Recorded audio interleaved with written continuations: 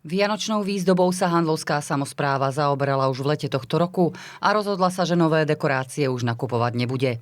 Vianočné dekory podliehajú samozrejme aj nejakému opotrebovaniu a s tým, že mesto Handlova nedisponovalo ani reálnymi priestormi a teda vhodnými priestormi, ktoré boli suché a na to vybavené.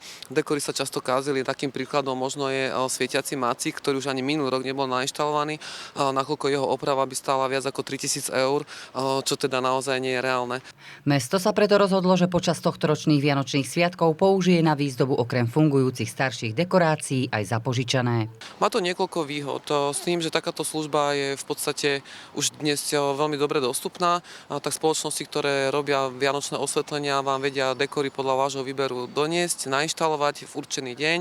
V podstate je to zvyčajne jeden deň a v takom istom termíne, kedy im poviete teda aj odinštalovať.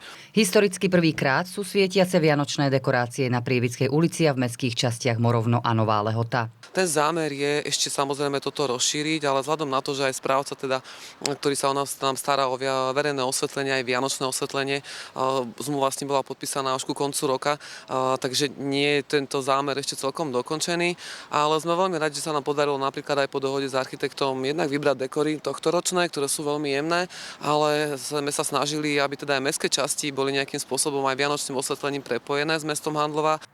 Služba prenájmu vianočnej výzdoby zahŕňa aj ich inštaláciu, údržbu a skladovanie. Výhodou je aj to, že mesto si každý rok môže požičať inú výzdobu.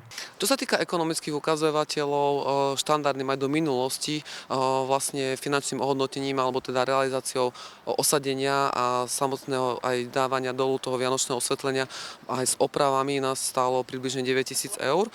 Tentokrát sme investovali teda 5000 eur do zapožičania. O prípojky k zapožičanej výzdobe sa postaral nový správca verejného osvetlenia a mestského rozhlasu, s ktorým mesto Handlová podpísalo zmluvu koncom novembra 2025.